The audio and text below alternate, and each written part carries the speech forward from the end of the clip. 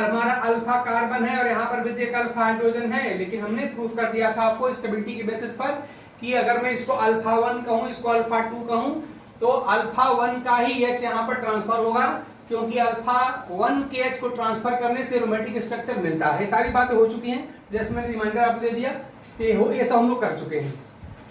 अब देखो थोड़ा सा मुझे ये स्ट्रक्चर चाहिए, मैं यहाँ पे स्टार लगा रहा हूं, ये नई स्ट्रक्चर है।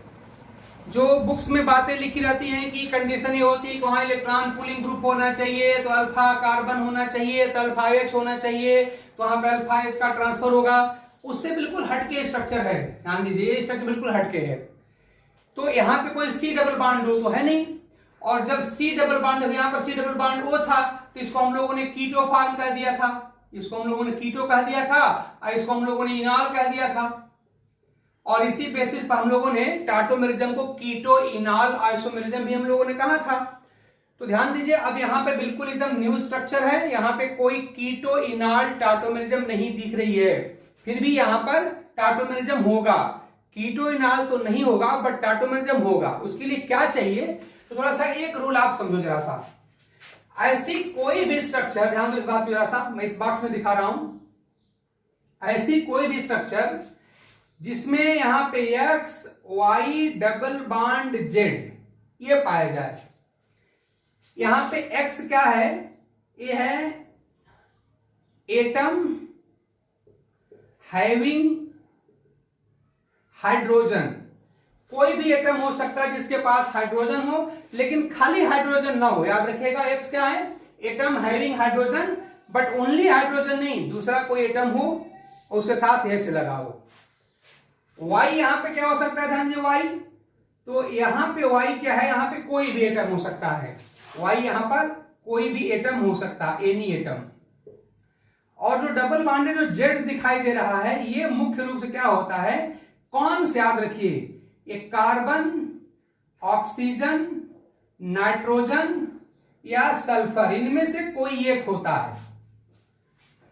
तो हम लोग जनरली कहते हैं कि यहाँ पे C डबल बॉन्ड O, मतलब जहां हमने Z लिखा हुआ है वहां पे जनरली हम O रख के बात करते हैं, तो ऐसा नहीं है।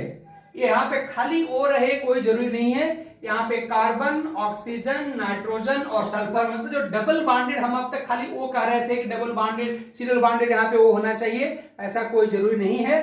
वो C डबल बॉन्ड O के साथ ही साथ C डबल बॉन्ड C हो सकता है, C डबल बॉन्ड N हो सकता है, C डबल बॉन्ड S हो सकता है। तो जहां कहीं भी आपको इस तरह का अरेंजमेंट दिखाई पड़े, ध्यान दीजिए, यहाँ पे X single bond Y double bond Z, ऐसा कोई अरेंजमेंट अगर कहीं भी दिखाई पड़ता है तो वहां पे टाटोमेरिज्म होगा। और यहाँ पे X क्या है, तो आपने कह दिया कि ऐसा कोई एटम होगा जिसके पास हाइड्रोजन होना चाहिए, वो आपका यहाँ पे X रहेगा। Y यहाँ पे कौन होगा, तो Y की जगह पे कोई भी एटम यहाँ पर हो सकता है।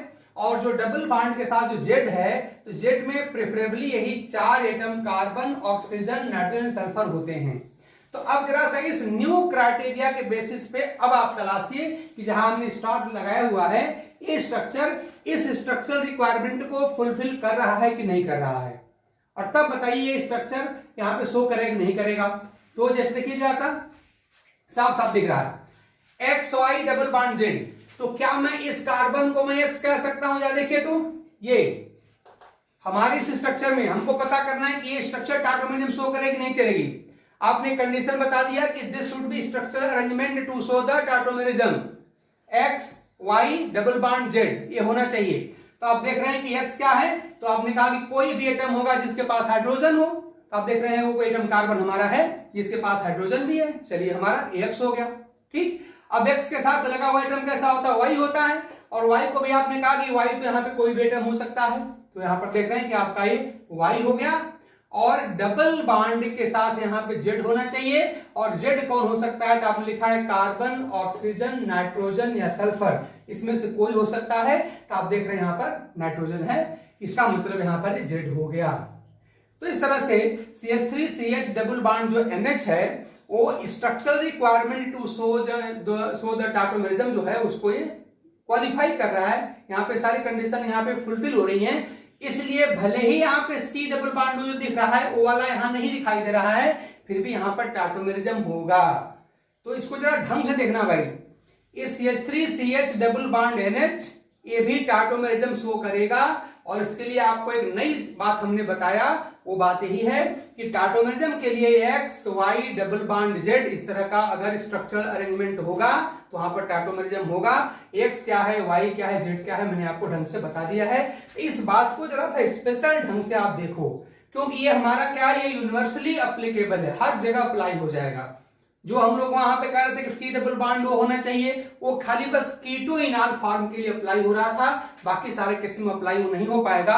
इसलिए आप इस बात को छोड़ के जरा सा इस नई बात को आप सीखने की कोशिश करिए। अगर ये आप पकड़ पाते हैं इन बातों को तो फिर हम टाटोमेरिज्म की कोई भी केस होगी हम आसानी से डिस्कस कर लेंगे, चाहे वो कीटो इनॉल टाटोमेरिज्म की बात हो या कोई दूसरी ही बात क्यों ना हो। आज से आप इस बात को पकड़ो, X Y double bond Z, X क्या है, Y क्या है, Z क्या है, हर बात आपके सामने है।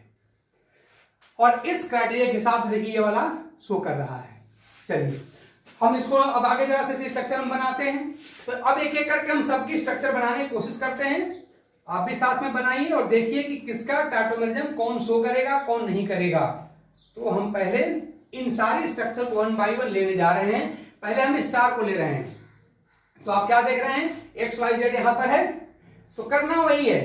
X के पास आप देख रहे हैं हाइड्रोजन होता है, तो इसे आप कहां ट्रांसफर, इसको आप ट्रांसफर कर दीजिए। ठीक, तो आपका क्या हो जाएगा कि आपका यहां पर जो ये जो याद रखिए हमने टाटोमेरिज्म में क्या कहा था, हमने कहा था कि 1,3 हाइड्रोजन शिफ्ट होता है ना, ये वर्ड भी जरा सा आप याद रखो। टाटोमेरिज्म में एक्चुअली क्या होता है कि 1,3 हाइड्रोजन शिफ्ट। इनफैक्ट हमने आपको कहा था ऑसिलेशन, कि आपका जो हाइड्रोजन एटम होता है वो फर्स्ट और थर्ड एटम के बीच में ऑसिलेट करता है।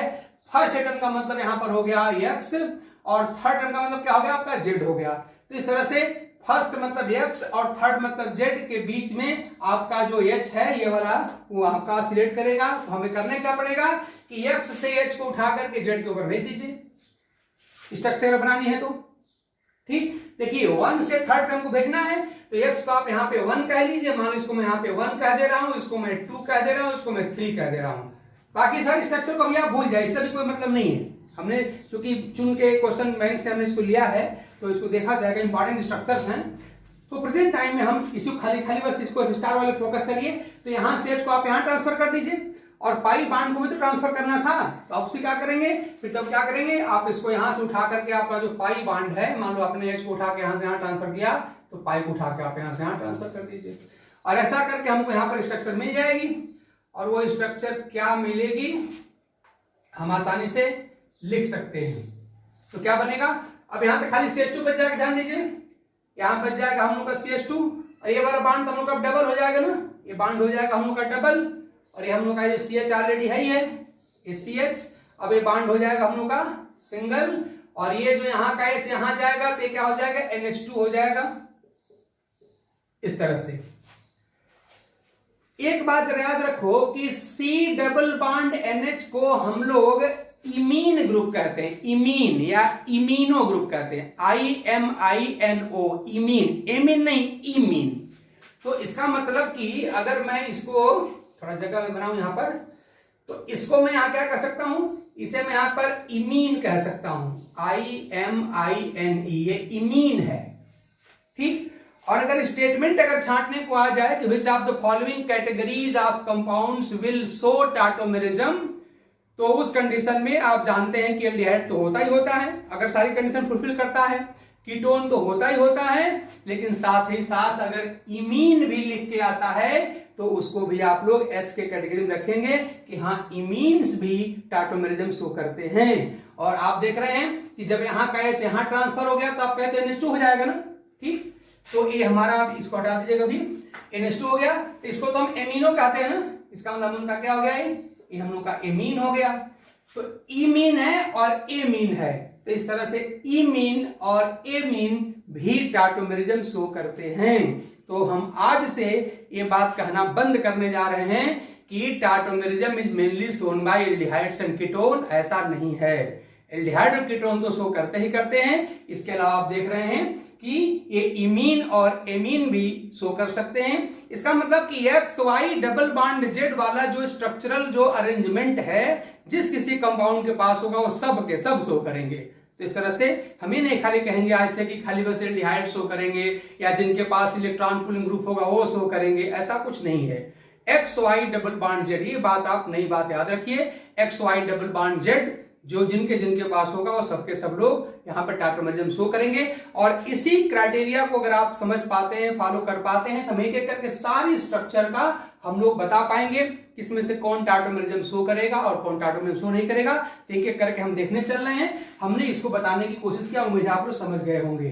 तो बताओ जरा से स्टार वाली बात आप लोग एक्सप्लेन कर पाओगे नहीं? स्टार पे जो लिखा हुआ क्वेश्चन हो जाएगा ना? बस ये याद रखना, x y double bond z, x y double bond z याद रखना। और टाटोमेरिज्म की न्यू डिफिनेशन क्या रखना है कि tautomerism simply involves the vibration या oscillation of hydrogen atom between 1 and 3rd position. Oscillate क्या आपने बताया?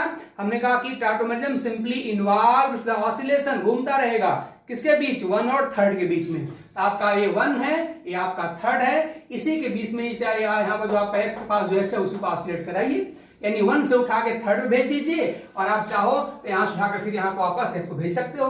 तो अगर 1 से 3rd पे भेजा तो हमको ये स्ट्रक्चर मिल जाएगी, और अगर हम चाहें फिर से उठा करके 3rd से 1 पे भेज दें हमको ये स्ट्रक्चर मिल जाएगी। तो इस तरह से आपका ये मिल जाएगा। ठीक है, चलिए अब एक स्ट्रक्चर में और ले रहा हूं, जरा सा ध्यान दीजिए। ये स्ट्रक्चर हमारी है CH3 CH2 N double bond OA। जरा ये बताओ कि ये स्ट्रक्चर जो हमने लिखा है, अगेन मैं यहां भी स्टार लगा रहा हूं, तो जो हमने न्यू स्टार्ट स्ट्रक्चर बनाई है, ये स्ट्रक्चर क्या टाटोमेरिज्म शो करेगी नहीं करेगी? करनी चाहिए ना। देखिए ये देखिए हमारे पास Y डबल बॉन्ड जेड हो गया, Y डबल बॉन्ड जेड, तो Y के साथ जो लगेगा उसे हम X कहेंगे। तो देखो हम इसको यहां पर X कह ले रहे हैं, इसको मैं यहाँ पे Y कह ले रहा हूं, इसको मैं यहाँ पे Z कह ले रहा हूं। ठीक, हमारे X Y Z हो गया। ठीक, नंबरिंग करनी हो तो आप इसको 1 कह सकते हो, इसको 2 कह सकते हो, इसको 3 कह सकते हो। और इस तरह से आपका H कहां रहेगा? या तो 1 के पास रहेगा या फिर 3rd के पास रहेगा, क्योंकि आपने ही तो कहा है कि 1 और 3rd के बीच में ऑसिलेट करेगा आपका हाइड्रोजन। तो एक स्ट्रक्चर में आपका जो H है वो X के पास है। अगली बार क्या बनने वाली स्ट्रक्चर इसकी, तो आप इसकी स्ट्रक्चर आसानी से बना सकते हैं। मैं यहाँ दिखा रहा हूँ यहाँ पर, तो क्या बनेगा हमारा, देखिए आसान। अब यहाँ से एक स्ट्रक्चर कहाँ भेज दिया जाए? 3rd के ऊपर ना, मतलब X का उठा के Z पर भेज दीजिए, तो आप इसको उठा करके यहाँ से भेज दीजिए।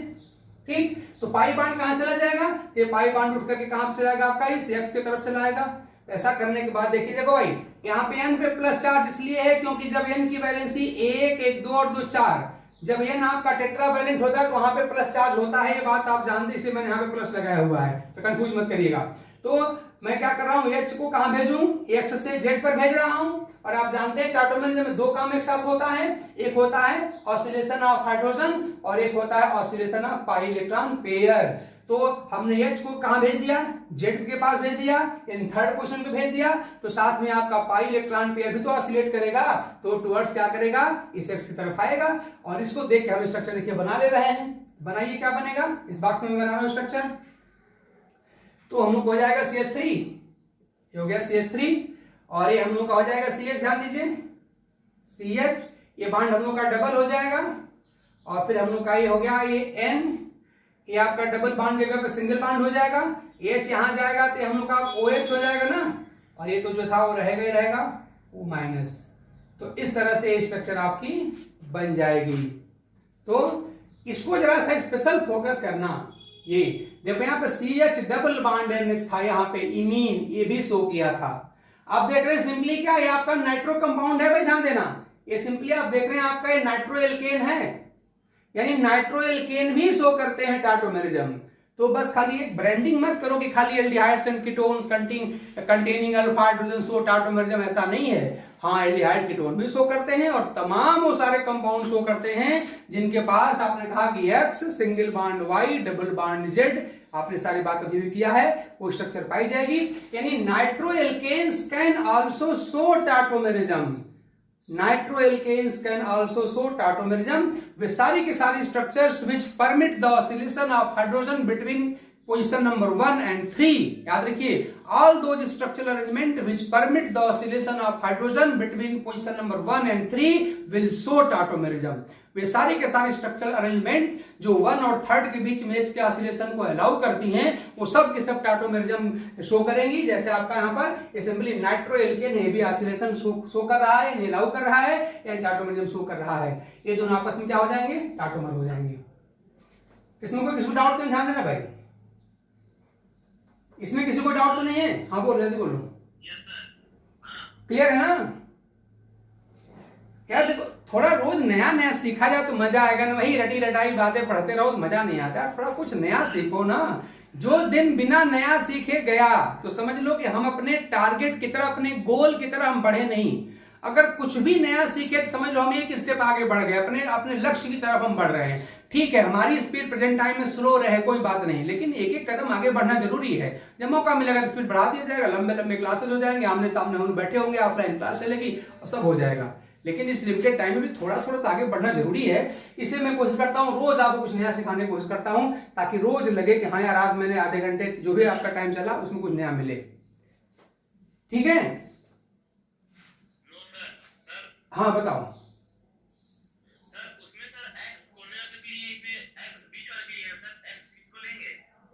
किस वाले में? ऊपर वाले में इसको ये वाला कर रहे हैं।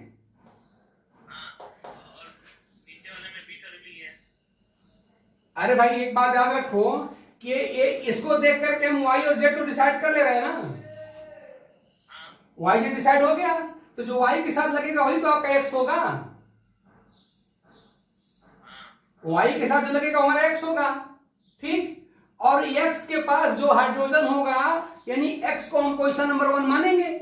ठीक, तो जो एक्स के पास एच होगा उसी को ट्रांसफर करना, ध्यान देना। देखो ये तो वाई है ना, ये वाई के पास एच है, इसको हम ट्रांसफर नहीं करेंगे। किसे ट्रांसफर करेंगे? हम एक्स के पास जो एच है उसी को हम ऑसिलेट कराएंगे, उसी को ट्रांसफर करेंगे। ये बात ध्यान देना।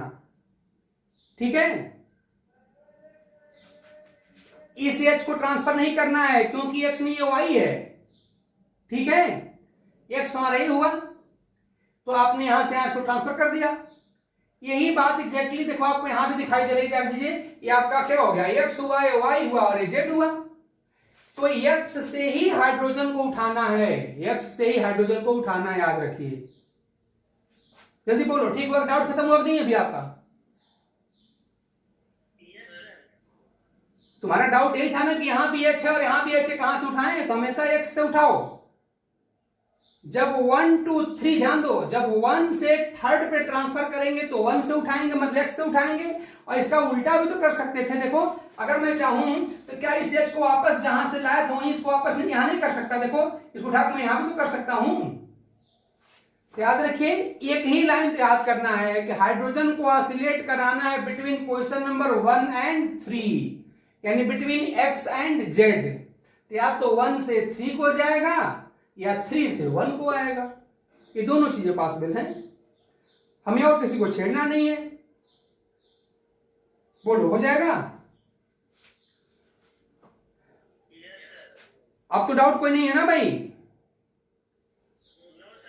तो इसका मतलब कि मान लो अगर हमको ये स्ट्रक्चर दे दी जाए, ध्यान दो, खाली हमको ये स्ट्रक्चर दे दी गई बस ये, और हमको मेरे पास और कोई स्ट्रक्चर अब नहीं है, हमको यहां पे दे दिया गया, ध्यान दो। अब मुझे ये दे दिया गया, मुझे ये नहीं पता है, मुझे केवल ये दिया गया। अब पूछा गया कि ये स्ट्रक्चर टाटोमेरिज्म शो करेगी नहीं करेगी, तो मैं क्या करूं? जल्दी बोलो। करेगी ना? अब ध्यान देना भाई, अभी तक ये एक्स हुआ करता था, जिसके पास एच रहेगा, ध्यान देना, जिसके पास एच रहेगा उसी को एक्स मान लेना। जरा देखो, अब दोनों के एक साथ देखो। अभी तक हम कह रहे थे कि ये वाला एक्स है ना, ठीक, अरे हमारा वाई हमारा जेड था, लेकिन आपने क्या किया, इस एच को यहां से यहां ट्रांसफर कर दिया। ठीक, यानी कि ट्रांसफरेबल एच जिसके पास रहेगा उसी को हम एक्स कहेंगे। ध्यान देना, atom having transferable H is referred as x. याद रखो, जिस किसी एटम के पास ट्रांसफरेबल एच रहेगा उसी को हम एक्स कहेंगे। देखिए, इस स्ट्रक्चर में इसके पास था एच तो एक्स ये हुआ, लेकिन जब आपने इसको यहां सुझा के यहां भेज दिया तो देखिए ये वाला एक्स अब यहाँ ये ओ के पास चला गया, यहां चला गया ना, ध्यान देना इसके पास चला गया वो। ठीक, तो अब बताओ कि क्या अब भी यही क्या अभी एक्स रहेगा? हाँ, अब ये वाला हमारे एक्स हो जाएगा, ध्यान देना भाई।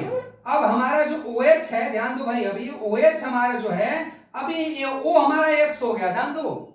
जो पहले कभी Z हुआ करता था वही क्या हो गया, अब एक्स हो गया। इसको पहचानने का तरीका बहुत आसान है कि ये जो ट्रांसफरेबल H जिसके पास जाएगा वही हमारा एक्स रहेगा।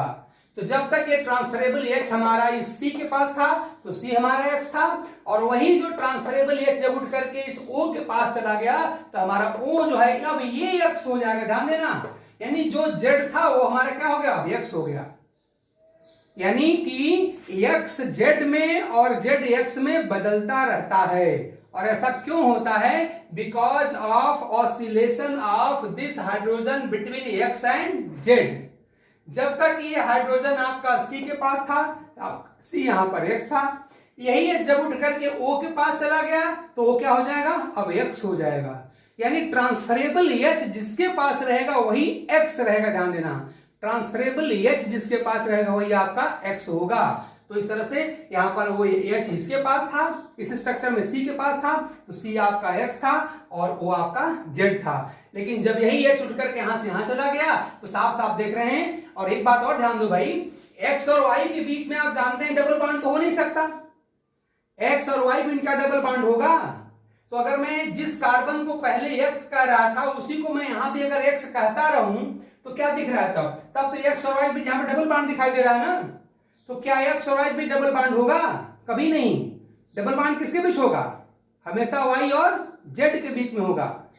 आप इस स्ट्रक्चर को देखो, यहां पर मैंने थोड़ा सा लिखा हुआ है x y double bond z, ये बात मत भूलिए, x y double bond z, ठीक है ना। तो अगर मैं इस स्ट्रक्चर, मान लो ये दोनों आपस में टाटोमर हुए, चलिए हाई है, मैं दोनों को ले रहा हूं साथ में, मान लिया हमारे टाटोमर हो गए और यहां पर मैंने इसको एक्स कहा। अगर इसी कार्बन को, मतलब यहां पर दिखाई पड़ रहा है, अगर मैं इसी कार्बन को यहां पर भी अगर मैं एक्स कहता रह जाऊं, देखिए यहां पर एक्स था, अगर मैं इसे यहां पर भी ऐसे एक्स कहता रह जाऊं तो फिर आप देख रहे हैं कि यहां पर एक्स और वाई के बीच में क्या दिखाई, डबल बॉन्ड दिखाई दे रहा है। तो क्या एक्स और वाई के बीच कभी डबल बॉन्ड होता है? नहीं होता है। तो थोड़ी सी बुद्धि आप लगाइए, जब कंपटीशन की बात होगी थोड़ा सा भाई पेन तो लेना पड़ेगा। याद रखिए, बड़ी एक लाइन की बात है कि ये ट्रांसफरेबल एच जिसके पास जाएगा वही आपका यहाँ पर एक्स होता है, वही आपका एक्स होता है। तो जब तक इनके पास था एक्स ये थे, और जब ये उठ करके ओ के पास चला गया तो वो आपका एक्स हो गया, ठीक है ना। और एक और तरीका पहचानने का है कि एक्स और वाई के बीच हमेशा सिंगल बॉन्ड होता है।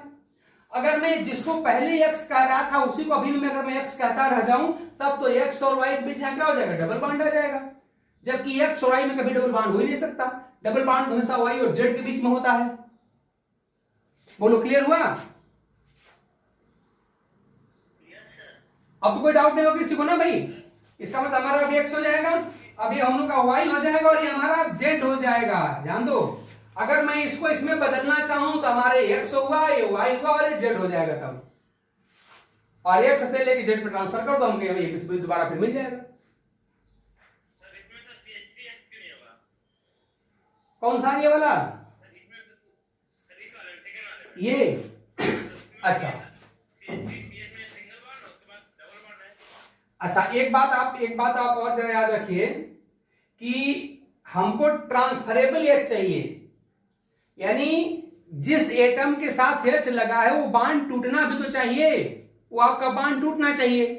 अब जरा एक बात देखो यहां पर, अब जरा खुद सोचो कि वो आप जरा देखो भाई, पेरेंट स्ट्रक्चर ये है आपकी, ये पेरेंट स्ट्रक्चर है, और मान लो अगर हमको ये नहीं भी दी गई है तो आप देख सकते हैं, ये बताओ OH बांड ज्यादा पोलर है कि ये CH बांड ज्यादा पोलर है? चलो मैं थोड़े समय के लिए आपकी बात मान ही लूं कि चलो मैं इसको मैं एक्स मान ले रहा हूं, इसको वाई, इसको मैं जेड मान लूं, तो ठीक है, x single bond y double bond z एक क्राइटेरिया तो फुलफिल हो जा रही है, ठीक। तो चलो ठीक है, अब मैं इधर की बातें बिल्कुल बंद करके मैं सारा अटेंशन इस पे अपना फोकस कर रहा हूं, ध्यान देना इधर। चलिए हम लोग हर पॉसिबिलिटी तलाशते हैं। चलिए एक आप जो कर रहे हैं उसी को हम मान ले रहे हैं, इसको मैं यहां पे एक्स मान लूं, इसको तब मुझे वाई मानना पड़ेगा और इसको तब मुझे यहां पर जेड मानना पड़ेगा। यही है ना, बोलो ठीक है भाई। आप जो कर रहे हो उसको मानने पे ही होगा ना हमारा। अब बताइए एच का ट्रांसफर कहां से कहां करेंगे, एक्स से जेड पर करेंगे ना, जल्दी बोलो, एक्स से जेड पर ट्रांसफर करेंगे। चलो करके देख लेते हैं। अब हम एक्स से जेड पर ट्रांसफर यहां करने जा रहे हैं, जैसा आप कर रहे हो वैसा मैं करने जा रहा हूं। चलिए हम इस एच को यहां पर कहां करने जा रहे हैं, हम यहां पे ट्रांसफर हम करने जा रहे हैं जेड पर। इसको उठा के यहां से ट्रांसफर कर दीजिए और तब आपका पाई जो बाउंड है वो टुवर्ड्स एक्स ट्रांसफर हो जाएगा, यहां से ट्रांसफर हो जाएगा। यही होगा ना, ध्यान देना। अब आप जो कर रहे हैं वही हम करने जा रहे हैं, हम इसको एक्स मान लिए। चलिए ट्रांसफर करते हैं। तो हमारे पास क्या बन जाएगा, हमारे पास बन जाएगा CH2, फिर हो जाएगा डबल बॉन्ड, फिर ये हमारा हो जाएगा CH, फिर ये सिंगल बॉन्ड हमारा हो गया N, और फिर यहां पर हो गया हमारा OH, यहां पर हो गया O-। चलिए एक स्ट्रक्चर ये बन गई। ठीक, अगली बात क्या पॉसिबिलिटी दिखाई पड़ रही साफ साफ कि अगली बात देखिए, इसके पास हाइड्रोजन है, तो अब मैं क्या करूं कि इसको एक्स मानूं, इसको वाई मानूं और इसको जेड मानूं। देखो इसी को मैं दोबारा लिखने जा रहा हूं, ध्यान दीजिए, इसी को बस जस्ट मैं फिर दोबारा लिखने जा रहा हूं बिना कोई चेंज किए। इसको मैंने ये लिख दिया। ठीक, अब इस बार मैं क्या करूं, ध्यान दीजिए, अगर आपका वाई डबल बॉन्ड जेड है तो अगली बार यही आप कर रहे हो कि चलो इसको वाई डबल बॉन्ड जेड इस तरह से मान लेते हैं, कोई फर्क पड़ने वाला है नहीं। तो अगर मैं इसको वाई मानूं तो हमारा ये वाला क्या हो जाएगा, हमारा एक्स हो जाएगा, एक्स वाई और हमारा जेड हो जाएगा। आप देख रहे हैं कि एक्स से इलेक्ट्रॉन का ट्रांसफर जेड को होता है, तो इस बार ट्रांसफर किसका होगा, इस वाले इलेक्ट्रॉन का ट्रांसफर हम यहाँ जेड पे कराने जा रहे हैं। ठीक, और पाई बॉन्ड का ट्रांसफर आप जानते हैं एक्स की तरफ हो जाता है, तो इसका ट्रांसफर मैं यहाँ करा देने जा रहा हूं। तो अगर मैं ये काम करा देता हूं, जरा ध्यान दो, तो उस कंडीशन क्या मिलेगा, CH3, फिर हमारा हो जाएगा यहाँ पर CH2, और फिर ये हमारा बॉन्ड हो गया सिंगल बॉन्ड, और ये हो गया N डबल बॉन्ड O और O-, ये हमारा हो गया। ठीक है, अब जरा साफ साफ देख लो आप, ये सारी स्ट्रक्चर आपको दिखाई दे रही है। एक स्ट्रक्चर ये है, एक स्ट्रक्चर ये है, एक में आपने इसको एक्स माना हुआ है O को, और एक में आपने इसी को एक्स माना हुआ है। देखिए यहां पर हमने O को एक्स माना हुआ है और एक बार हमने सी को एक्स माना हुआ है। तो अब बड़ी सिंपल सी बात है जो हम सोच सकते हैं कि अब बताइए, अगर मुझे H को ट्रांसफर करना हो तो हमको उस एटम और H के बीच का बॉन्ड तोड़ना भी तो पड़ेगा। तब बताओ OH बॉन्ड का ब्रेक है, ध्यान दो, अगर इसे H का ट्रांसफर करना होगा तो OH बॉन्ड तोड़ना पड़ेगा, और इसका अगर तोड़ना है तो कौन पड़ेगा, आपका CH बॉन्ड तोड़ना पड़ेगा। तब जरा बताओ कि OH बॉन्ड का ब्रेकेज इजियर है कि CH बॉन्ड का ब्रेकेज इजियर है। तो आप जानते हैं, चलो ठीक है, हम अगर हमारे पास दोनों ही प्रोडक्ट बने होते, और बन भी सकते हैं, कोई प्रॉब्लम नहीं, अगर हमको ये स्ट्रक्चर दी गई, ध्यान दो, अगर हमको ये स्ट्रक्चर पहले से नहीं पता है वाली, हमको ये स्ट्रक्चर दी गई है, ठीक, तो हमारे पास आपने जो बिल्कुल सोचा बिल्कुल ठीक सोचा, दोनों पॉसिबिलिटीज है, क्यों नहीं, बिल्कुल है भाई, हमारे ये भी तो एक्स हो सकता है, अगर ये एक्स है तो ये भी हमारा एक्स हो सकता है। हम क्या करेंगे ऐसे क्वेश्चन को सॉल्व करने के लिए, और इसके बाद हमको जो स्ट्रक्चर मिलने वाली है, ध्यान दीजिए, वो क्या मिल रही है, ये। तो फिर आपका ये पाई बॉन्ड आपका यहां पे आने वाला है, ध्यान देना, एक पाई बॉन्ड आपका पहले से यहां पर था और एक पाई बॉन्ड अब आपका यहां आ जाएगा, ये हो गया, ये आपका OH हो जाएगा, ठीक, और ये है। अब बिल्कुल सामने पूरी फिगर आपके पास है, और अब आपके पास बहुत सेटिस्फैक्टरी आंसर भी होगा कि क्यों अल्फा 1 का H ही ट्रांसफर होगा, अल्फा 2 का H ट्रांसफर क्यों नहीं होगा। ठीक, अल्फा 1 के H को ट्रांसफर करने से क्या मिला, देख रहे हो, well defined aromatic compound named phenol मिला। ध्यान दो, पूरी बेंजीन रिंग के साथ OH लगा है, ये फिनाल है, किसी को डाउट नहीं होना चाहिए, और हम सब लोग जानते हैं एरोमेटिक कंपाउंड है, हम सब पढ़ चुके हैं। तो अल्फा 1 से H को ट्रांसफर करने से हमको एक एरोमेटिक कंपाउंड मिला जो कि मोर स्टेबल होता है, बल्कि मोस्ट स्टेबल कर लीजिए होता है।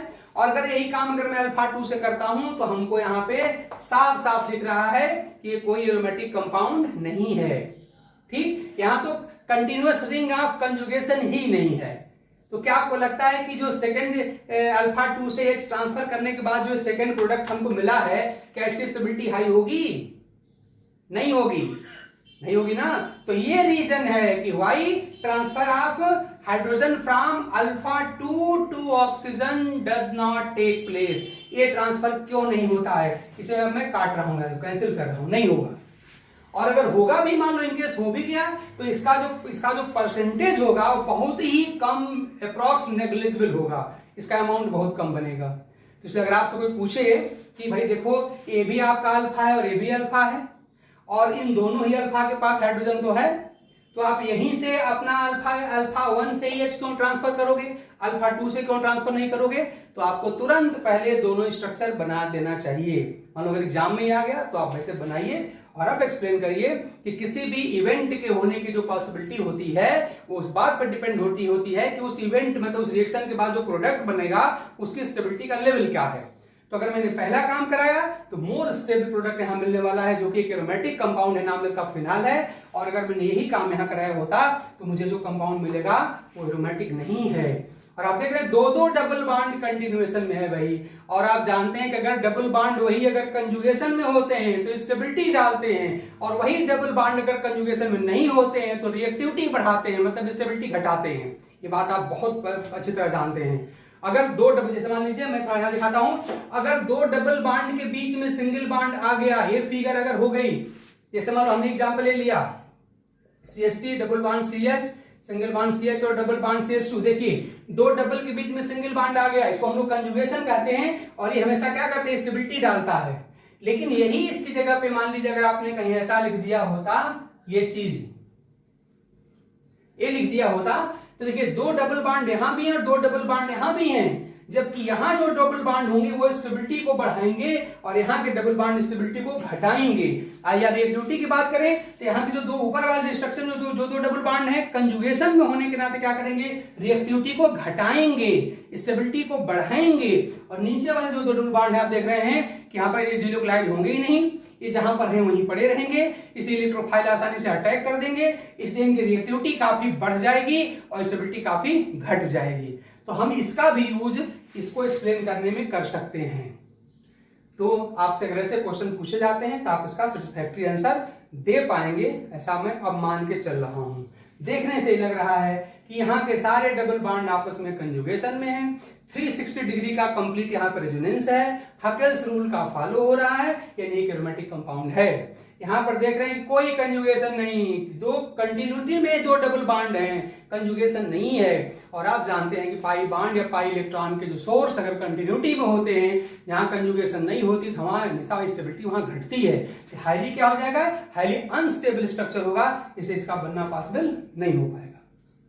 ठीक है, अब जरा देखो ऊपर वाले एग्जांपल में आपने इस बॉन्ड स्ट्रेंथ के बेसिस पे ये कहा था कि this keto form is more stable than enol form, ऐसा कहा था। अगर मैं स्टेबिलिटी के लिए अगर मान लो साइन लगाता हूं तो मान लो साइन इसके फेवर में जाएगा, this keto form is more stable than enol form because C double bond O of keto form is comparatively strong than C double bond C of enol form. तो keto more stable than enol form. लेकिन क्या वही बात आप यहां पे कहोगे जो नीचे वाला एग्जांपल है? चलिए जो हमारा, हाँ यहां पे बात बदल जाएगी भाई, रीजन बताओ फट से, यहां कौन ज्यादा स्टेबल होगा? यहां पे इनॉल ज्यादा स्टेबल हो जाएगा, क्योंकि आप देख रहे हैं इनॉल फॉर्म क्या दिखाई दे रहा है, साफ साफ यहाँ पे एरोमेटिक कंपाउंड है, एरोमेटिक कंपाउंड है।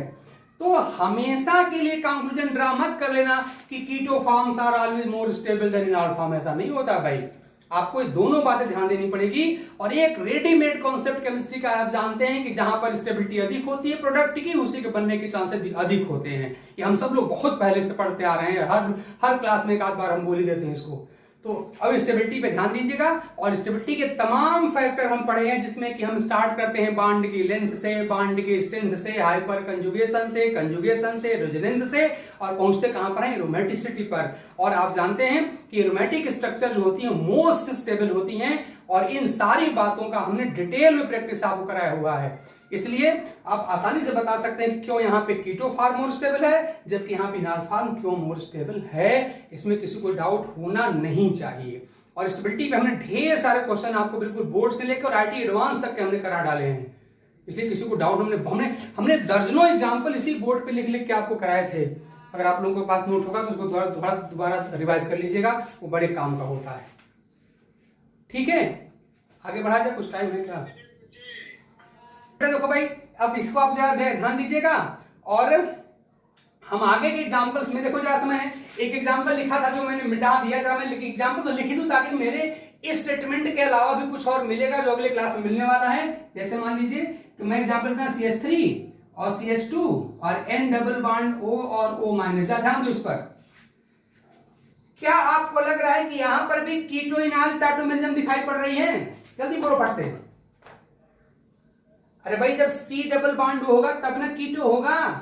तो क्या यहां पर C डबल बॉन्ड O है? नहीं, यहां कोई C डबल बॉन्ड O नहीं है। फिर भी अगले क्लास में हम देखेंगे कि यहां पर भी टाटोमेरिज्म होती है। तो इसलिए मैंने कहा था शुरू में ही आपसे कि खाली कीटो इनाल टाटोमेरिज्म ही नहीं होती है, और भी तमाम फॉर्म्स हैं, और उन सारे फॉर्म्स को हम लोग आज टाइम के नाते नहीं पढ़ पा रहे हैं। हमने हिंट थोड़ा जरूर कर दिया कि अभी तमाम कहानी बची हुई है, और इसको हम अगले क्लास में देखेंगे। हमारा ख्याल टाइम आप लोगों का हो गया होगा, इसको आप रिवाइज करिएगा, और अगले क्लास में जो इसका बचा पार्ट है जो बड़ा इंटरेस्टिंग और थोड़ा सा कॉम्प्लेक्स होने वाला है उसको देखेंगे हम। तब तक के लिए थैंक यू।